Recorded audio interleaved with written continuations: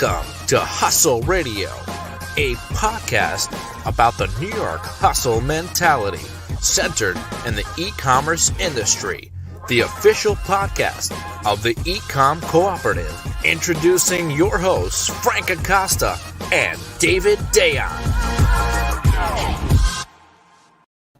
And we are live. How you doing, Frank? What's up, man? We are live with episode 22 Yo, first of all, of New York Hustle Radio. Is a Monday going down. Monday. I remember Monday, 5 p.m. 5 p.m. The end of the grind, as they call it, right? Do they call it that? Is that or in our case, where the grind starts, right? Sometimes, those little after hours that you put into business. It is Hanukkah, so L'chaim to Hanukkah. So everybody, I'm gonna actually I'm gonna save the drink for a second.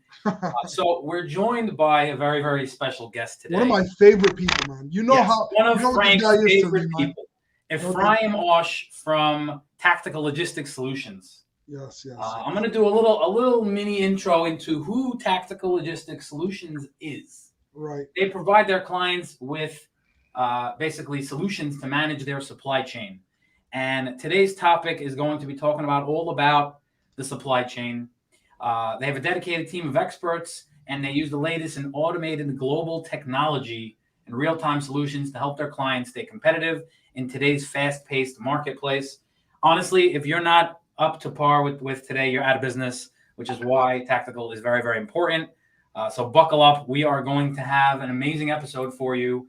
Ephraim, how are we doing? Hey, David. Hey, Frank. How are you? What's up, man? Good to have you here, man. I saw you did a time before. I'll do it with water. I don't have any alcohol in it. Wait. There's music first. Hold on. L'chaim. Wait, no, wrong one. L'chaim.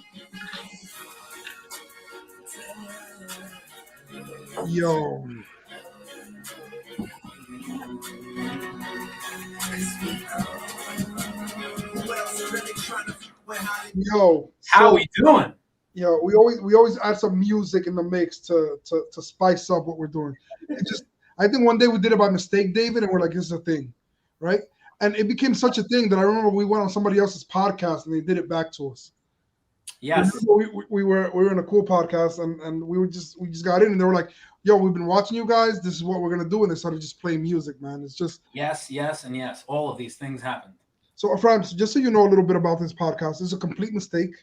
We just randomly one day went live, and more people were asking us, "Hey, look, we watched your live. It was a good thing." So we decided to turn it into a podcast, not knowing anything about this industry, not knowing anything about how a podcast works, what platforms. We just said, you know what? Let's be present. Let's bring good people. In the beginning, we had a goal like, how many people could we get on this thing? And that's what we were doing lives. We're like, can we get 10 people? Can we get 20 people? It was just like a competition of how many people we could get on at once.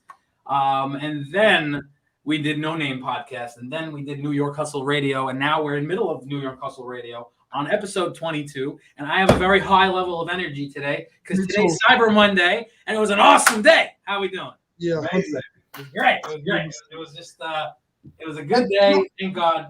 Talking about Cyber Monday, I love today's topic, right? Like, are your products stuck at the port, right? Which is a huge thing that's going on.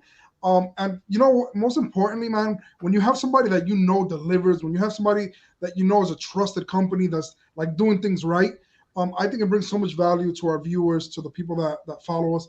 And we brought someone that's like killing it in that industry. He's growing. He's at every event. Dude, first of all, let's start with exactly what it is that you're doing over there and how did it even start? Because I want people to know that you didn't just say, there's a situation, let me take advantage of it, like a lot of companies did during the pandemic, where a whole bunch of 3PLs just came out of nowhere. This company existed way before this, and you've been doing this for a long time. How long have you been in business? So I've been doing this the company started in 2013. We started in 2012, but I would say we really started getting customers in 2013. I'm only part of the company for the past 4.5 years. Mm-hmm. Before that, I was an Amazon seller, so I was with the grind, selling. So I'll give you a little bit of my background, then I'll go to how Tactical evolved into probably the most specialized logistics company for Amazon sellers.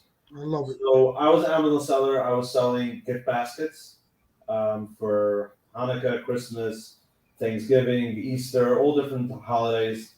And I basically outsourced it. I used to do it in-house, I had my own warehouse. I outsourced it to a co-packer because I wanted to be really professionally packed, not with my machinery, like with the real robust machinery that pack real packages. So when I outsourced it, I got really bored, I would say, because most of the time I was busy putting together, coming up with ideas, putting them together, managing the warehouse. So when that happened, at the same time, Amazon came out with Inventory Performance Index. I'm sure you're aware of that. They had the scores. I think it was 350, 500. I'm not sure what the score is today. Where you got to be, and if you're under that score, then you fall under the that you can't replenish enough. You get restricted on how much you can send into Amazon. So summer for me was always the worst time. I shipped popcorn, chocolate, candy. All those stuff were not good. They were perishable. They were not doing well in the summer. So when it came winter and I started trying to sell, because my peak season was Christmas season, and we sold like 35,000 baskets just in Hanukkah Christmas time. And that year, like, Amazon didn't let me send in. I lost, my costs went up because product went up at that time. My costs went up. I lost the buy box. So somebody told me then, email Jeff at Amazon.com. He might make like a whole sob story or something and tell them that your business is on the line. It was on the line because I didn't know what to do. I sent them an email and I put like the email tracker on it to see if anybody's going to read it. Within 15 minutes after sending out the email, I sent like a whole nice email, pictures of my kids, showing them I'm a small business and that I need mercy and I want to stay in business. I want to sell on Amazon. Within 15 minutes, I started getting notifications. There was 416 notifications that somebody read it within the first 45 minutes of that email. After 45 minutes, I get a call from, this is a couple years ago. It doesn't work anymore. So don't take it as a trick that works. It does not work anymore. No, I know a software that does that. So I got a call from apparently Jeff Bezos' executive team saying that they got my inquiry. They're going to look into it. We'll have an answer to you within 4 hours.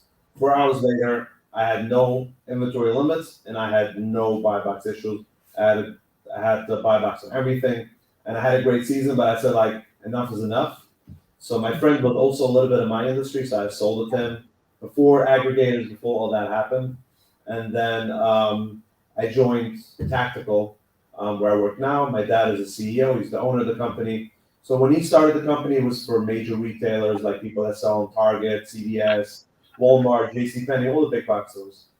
And then when I joined, my dad wanted to expand the business. He wanted to just not be a 3PL. So we came up with this niche product that we're going to import. We'll be a freight forwarder. We'll import your product. We'll pick it up at the port. We'll clear your customs. We'll warehouse it for you, and then deliver it to Amazon. That's how we started that niche. We started that around 4 years ago. And since then, we grew into probably one of the biggest 3PL in the West Coast for Amazon sellers. So we created our custom software for Amazon sellers for the warehouse side. We're working now on huge updates to have everything streamlined. So from the booking till delivery to Amazon, everything being tracked, everything having visibility for everything. But right now, the biggest piece that we have is the warehouse side. That's the biggest piece of the biggest deal. It's the most expensive piece of business for an Amazon seller, and that we have fully automated. There's nobody, you technically don't need to pick up a phone or send an email.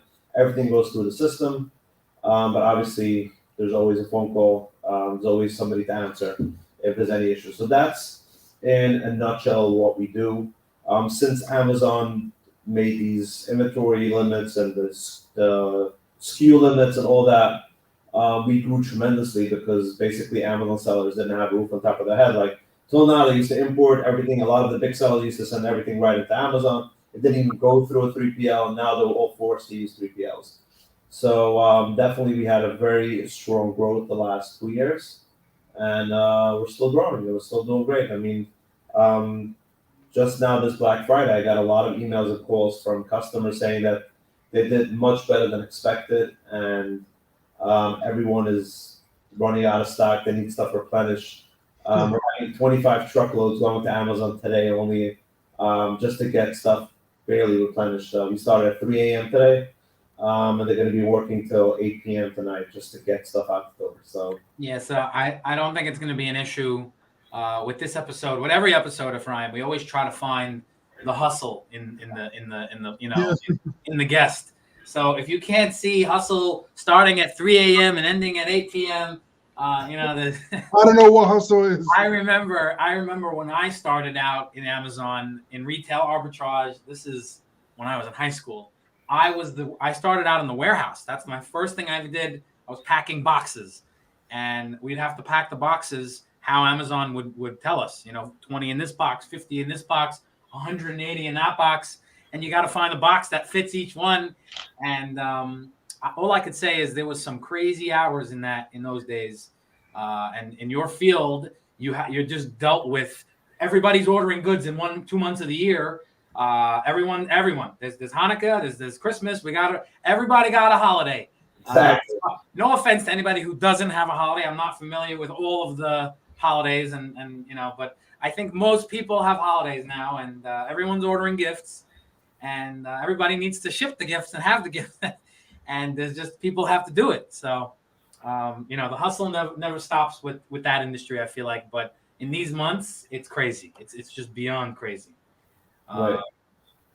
Yeah. So I think that's something that is easy for at least this episode. But Ephraim, I want to ask you a little more. When you were selling on Amazon, first of all, how long did you sell on Amazon for? I worked for a candy company for 2 years. That's how I started. I started the Amazon business. I think they did last year 22 million in revenue on Amazon. Wow. Nice. So they're a common company. They have a couple of stores in Brooklyn and Muncie. So I worked for that company for 2 years, and then I did my own for another 4 years. So 6 years total selling on Amazon. Okay. I started Amazon when they announced PPC.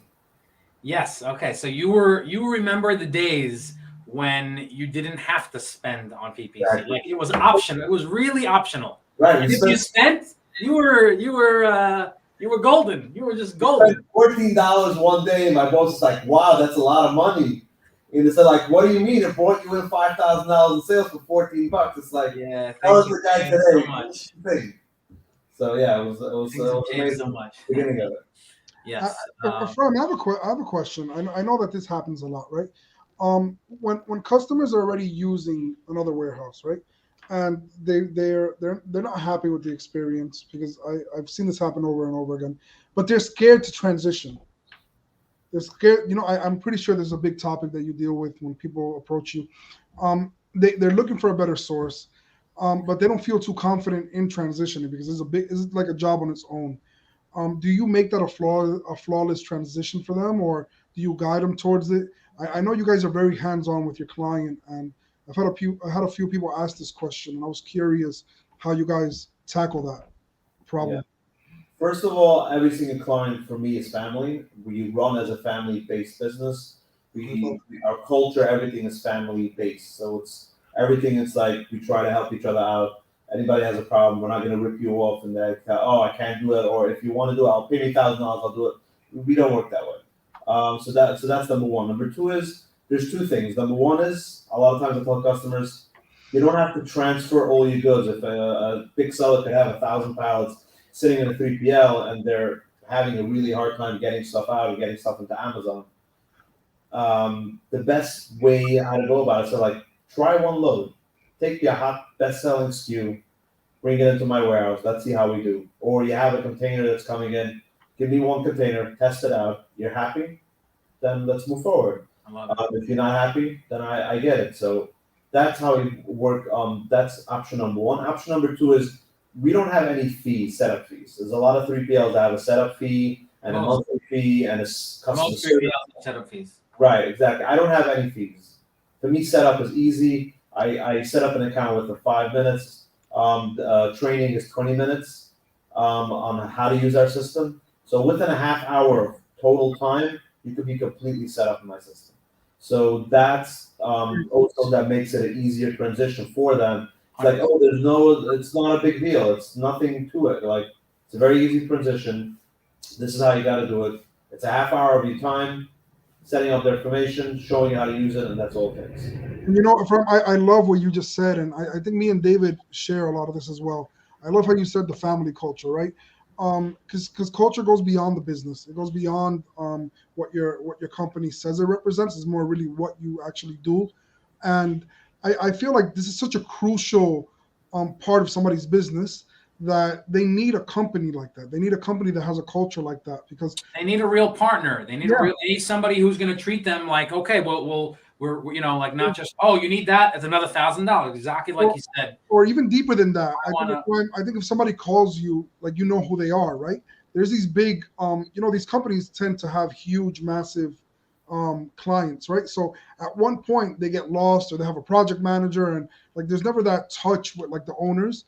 And I've been in enough dinners and places with you where I see that you'll step out of a dinner just to answer a phone call. I could attest to this, where you're like, hey, I got to go run to a meeting, but I'll be right back. And I see like the dedication, the time, the energy that's put into this. Because at the end of the day, you have to give a crap. And only the companies that do are the ones that are making it, especially in the e-com world. I hate to say it, there's a lot of cutthroat stuff out there that's going on.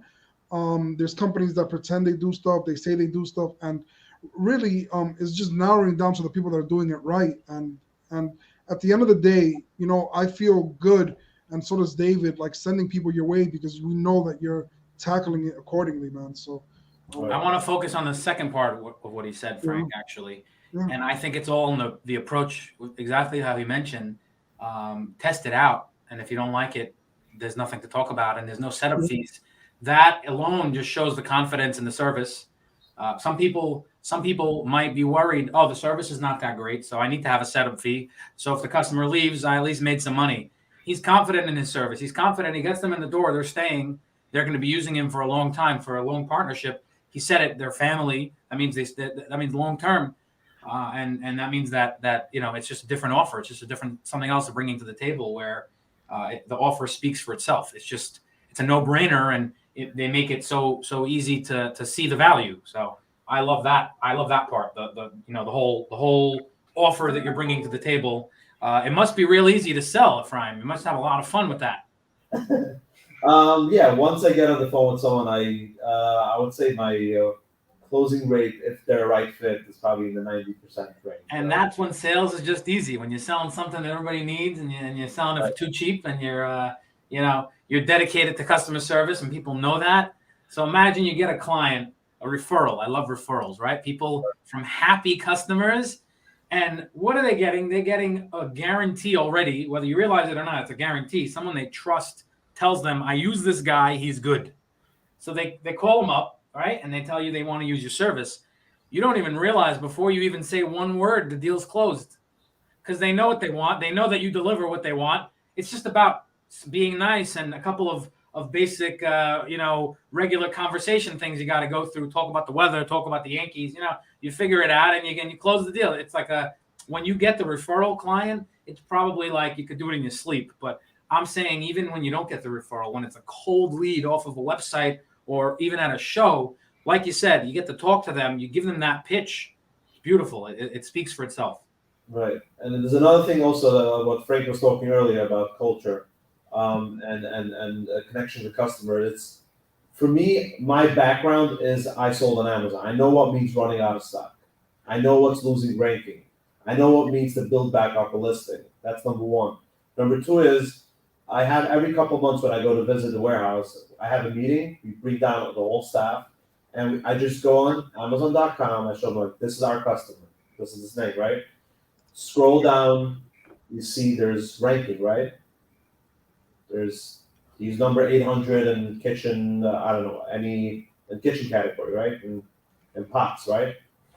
And if he runs out of stock, what happens is his ranking falls, means it goes up in a higher rank.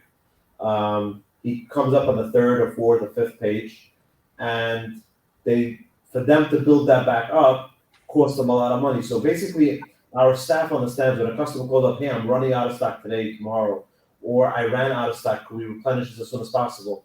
The sense of urgency is noticed with me and my team because I live that. I know what that is all about. I know what means being out of stock for a day and being out of stock for a week. It means a lot to me because I know what it costs. So the best businesses are started from going through it as a client and understanding the client's needs, and then you make a real service based off of a real need because you remember going through the struggles. 100%. Love so it. I speak an Amazon seller's language, so that's what I try to do. Again, things change, but by speaking to a lot of sellers, I get to know what are the struggles these days. But this is what I lived through for 6 years. I know what it is. So that's a big part of what I teach our staff is understanding the urgency of getting stuff in balance. Okay. I love it. And ultimately, there's businesses that have deteriorated because not having this part of the function. I think every time I've heard David over and over again always say that having inventory is the most important thing in a business, right? In Amazon, especially. So, with the crisis that's going on now, man, how do you see this industry in the next 6 months to a year? How it's transitioning? What things are going to be changing? People are always looking for like what the future brings, and I think that's also what makes a company stand out. How they pivot towards situations. Right. So yeah, that's the topic that we actually have, right? Yep. Is do you have good stock? And yes, I have plenty of customers, unfortunately, that have good stuff in the port. I've had a couple of Halloween sellers, people that sell Halloween costumes, picking up their goods from the port after Halloween. So you know what that means. It's sitting for another year, paying storage for another year, killing your ranking, not having your season. So yeah, so it was very unfortunate and it's stressful as well because like even today and Friday and like custom that is it available or is it available? Oh, so if it gets available Friday, if it gets available Monday, I can still salvage this part of the season, that part of the season. It's really stressful for a lot of sellers. So what I say is we're starting a new year almost. It's almost New Year's. Yeah. We're gonna start again, right? Full year sales. Take the lessons that you learned this year because again, it seems like this is going to be going on for at least another half a year, how bad it is right now, and then hopefully we'll ease up by end of the year. So I'm thinking of like another year or so that the congestion will be there. Again, if worse things happen, it could be even worse. It could get even better. But the goal is to really take the lessons from it and know, like, don't remind yourself in July, don't remind yourself into June that you have to replenish, buy a new product for Q4. Buy it in April. Put in your POs in April. Get it in a month or two early. Even you'll pay the storage for a month or two early. You're still gonna have your sales versus if you're manufacturing it late. June, July used to be the regular time when sellers used to put in their POs, but it's not the case anymore. So this is the point. Hi, Pearl. Shout out to Pearl. Shout out to First Choice Shipping. There you go. So that's the advice that I would give. I had a seller, a customer of mine.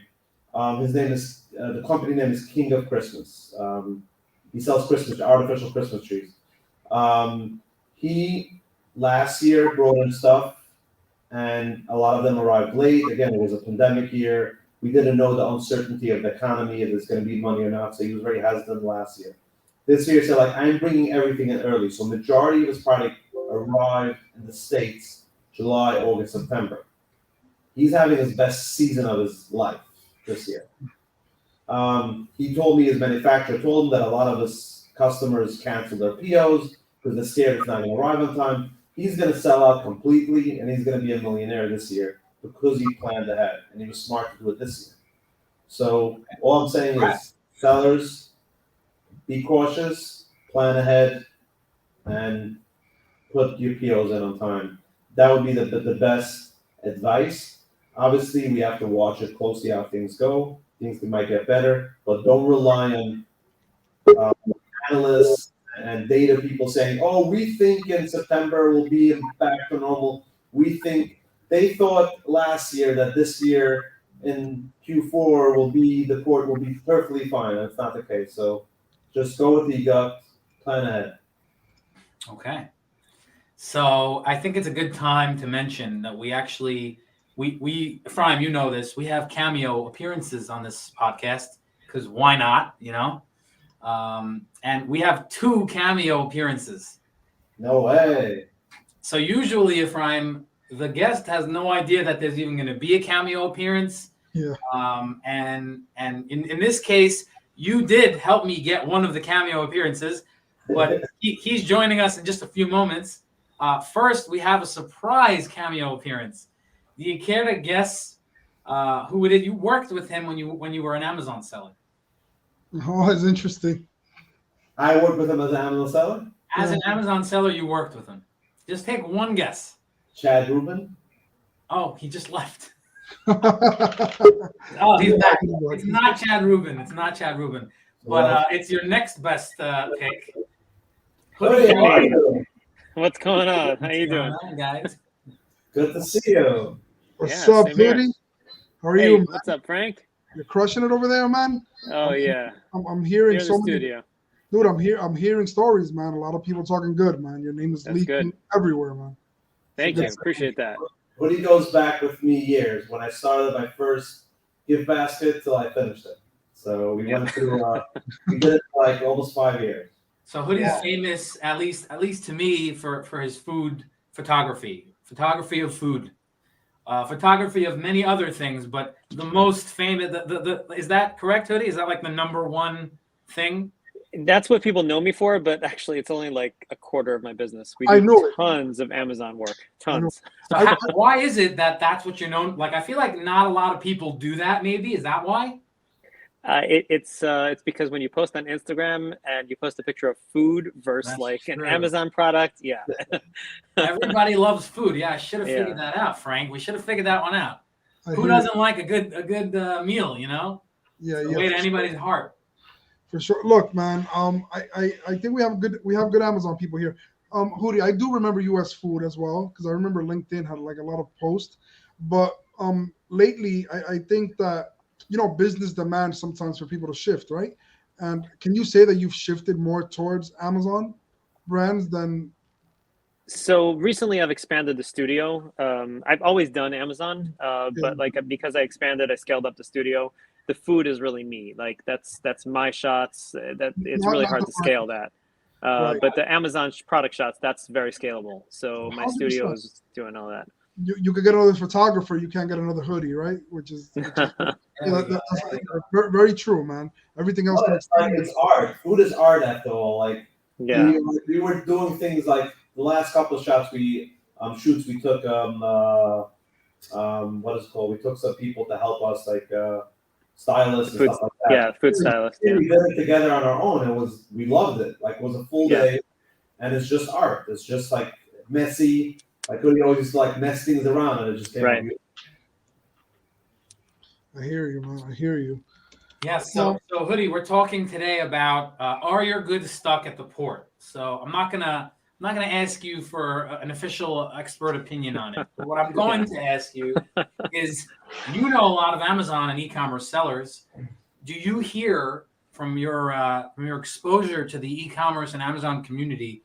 Do you hear people complaining about their goods stuck at the port? That's my question for you today. Yeah, absolutely. I mean, I have people that book shoots, and they call me up a couple days before, and they're like, "Yeah, nothing arrived on time, so we're gonna have to cancel." So it happened actually quite a lot. Yeah. And how many of those customers do you tell Tactical Logistics Solutions is your answer? That's actually a very good question. I guess that's what I'm going to start doing from now on, right? Oh, there we go. There we go. At least we got one thing accomplished here. Let me tell you something. You want to be put on the spot? Reach out for it. You know what I'm saying? That is a thing, man. Yeah, I've done we were on a podcast once and somebody was like, "Oh yeah, you need to know this guy." And we did like an introduction like a business introduction live on a podcast. Live I was on like, a- hey, I love was it. it ever done, Frank? And Frank's like, no. All right, let's do it. There we go. We just did it. So I love if it. it's never been done, we do it. We love to put a little on the spot action. It's a nice coat, Ephraim. Whoever that is, very nice coat. It's Moshe's coat. I hear you, man. So look, Hudi, how do people reach out to you? I know I love your work. So me and David are big supporters of people that do good work. It's not so much about the people, it's about besides the people, it's the good delivery, right? As you know, you referring somebody, he's putting your name on the line, and we've seen enough to say that he's definitely disrupting this industry, David. And how do people reach out to you? What's the process of getting a picture from you? We call it 15 seconds of fame. We're giving it to you right now. And All right. So it's pretty simple. HudiGreenberger.com. It's Hoodie with an I, so HUDI Greenberger.com. All the contact info is there. You can check out my portfolio. The process is really straightforward. I take care of the sales and marketing, and then once that's done, we hand it off to our project manager, who is fantastic and on top of her game. And the process runs pretty smooth. Love it, man. Love it. Keep killing it. Keep killing it. I'm excited to see the expansion of your studio. Thank you, Frank. Appreciate that. Yeah. Take care. Man. Okay. All right. Thanks a lot. Good to see everybody. Good to see you, Ephraim. Bye. Thanks a lot for having me on. Yeah. Enjoy. Yo, we're just bringing customers in, bro. We're just bringing. Thank God it was a good experienced one. Can you imagine bringing somebody where they did a service for you and you weren't too happy with it? We put them on the spot on the podcast. It would be like. That would be great. You know what? It'll all be good content, Frank. Well, either way it goes, it'll all be. 100%. So Ephraim, I'm seeing you a lot in shows. I'm seeing you more than before. Obviously, when you see somebody marketing enough, that means there's expansion happening. I remember you talking about a new warehouse. I don't want to get out of place. I heard 1 million square foot. Like I'm hearing things in the background. Is that something we're shifting towards? Are we expanding the warehouse, more space? Yeah, we're looking for next year to take on new space. We're still working out the details. We might partner up with one of the big aggregators to combine a big space together, and we run their operations. That's still in the middle of conversations, and now everything's on pause because Q4, this is the month where they need to make sure they maximize and make their money. But yeah, definitely growth is on the horizon. We're definitely looking to get another huge facility. And then the second part will be technology. This year, we're really going to invest a lot of our time in technology. Like I said, like on the import side, on the trucking side, we're working on some things that was never seen in the logistics industry as for an Amazon seller.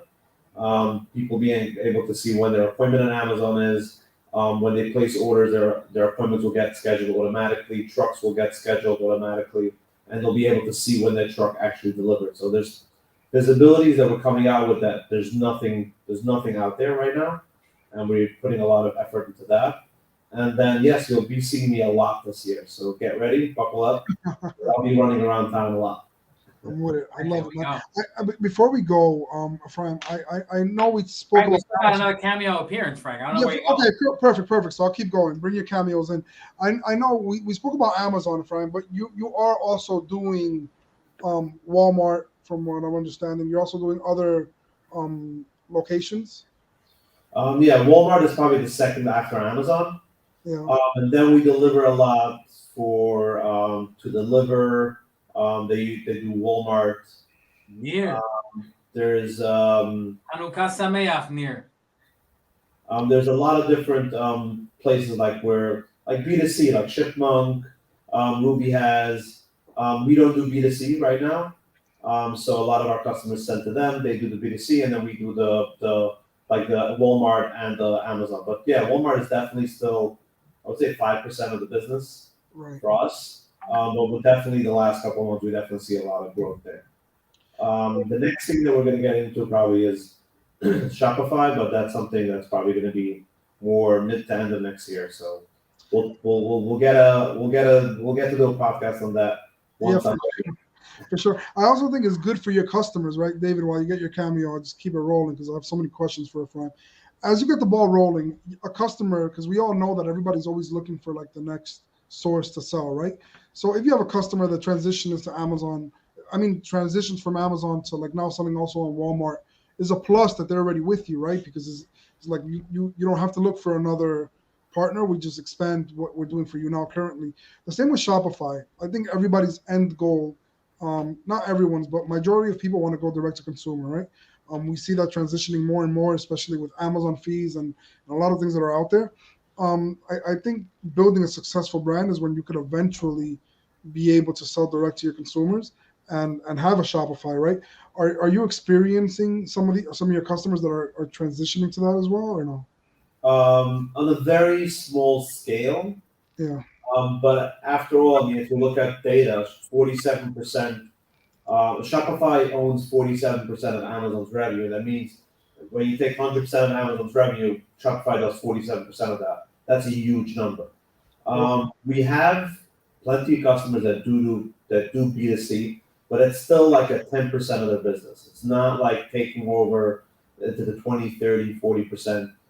Everybody's trying to diversify, but for some reason, Amazon always makes sure to keep you in one place. So, I'm sure you understand what I'm saying, but Yeah. Amazon is so complicated every year that you take all your resources and you just keep it on Amazon. So that's what I'm working on. I want to make it more easier logistically for Amazon sellers to be able to diversify their revenue and sales and not have to be focused on logistics and be able to sell in other marketplaces. So once I have more information, I'll definitely reach out. We'll definitely let people know and put it out there. Yeah, for sure. Another thing that I see in this industry a lot, because I get to talk to a lot of the people. There's always hidden fees, Ephraim. Like, you paid for this, and then it's like, oh, you're getting an invoice now because they charge this extra. I understand that businesses have to survive, and they have to. I'm very big on transparent pricing. How are you tackling, since we're talking about tactical so much? How are you tackling that? Because I know it's a crisis in that industry. And how are you dealing with it? Right. So in my company, and exactly what you said, like when I was an Amazon seller, I always got screwed by hidden fees that I didn't know of. So with our price structure, it's basically you pay on the in one fee, you pay on the out one fee, you pay storage one fee, and then you pay trucking if you use me for trucking. And then if any other service that you need, obviously we quote it out, and that whatever we quote, we charge you. So it's basically 3 to 4 charges for a regular Amazon seller. It doesn't need any special work. It's just in, storage, and out. You're talking about 3 charges. For sure. So there's no hidden fees. There's no admin fees, no nothing. So whatever you see on that price sheet, this is what you get charged. So yeah, I'm very pro transparency. And if something happens that we messed up and like we ended up charging the customer more than we should have, and the customer calls it out for us, like I'll just give them a credit right there and then. But again, there's no hidden fees in our company at all. It's structured in a way that you see when you place your order, you know exactly what your invoice amount will be. Yeah, for sure. I love when Nir says, right, respect doing episodes during Cyber Monday. Look, at the end of the day, man, we know that when we decided to create a podcast, sometimes you see some people that do 4 podcasts a week. Doing one is dreadful, right? It's like the prep, getting ready for it. But it's part of the hustle, man. It's part of like the nature of the beast, right? Where we got to put content out there. We have people that are expecting the content. And I think, David, the people that we've brought to date have brought massive value. I think we do a very big vetting beforehand, making sure that the people we bring to the table are people that they can use their service immediately. And I know that, this whole freight issue, which we're all praying comes to an end, I think it's crucial to understand. And Ephraim, some people might curse me out for what I'm about to say, but you never know when it can happen again, right? This opened our eyes to a lot of us where like we don't know, like we have to be ready for situations, right? Exactly. And trusting on reliable companies like yours, where you already have relationships with people overseas, you have relationship with people in the ports, right? If you didn't have that, it's like if you have with a company that doesn't rely on that, and another tragedy happens, your business can go to the end of it. Right. I personally, and David, I'm not sure if you do or even you, Ephraim, I know who people's Amazon accounts are completely shut down because they couldn't get products, they couldn't pay for the freights. A lot of things that happen, and I think we need to be conscious, like you're saying, order everything on time, and do it most importantly with a reliable company, because you cannot take the risk of you not getting your products. Exactly. You know, and we have to live by that.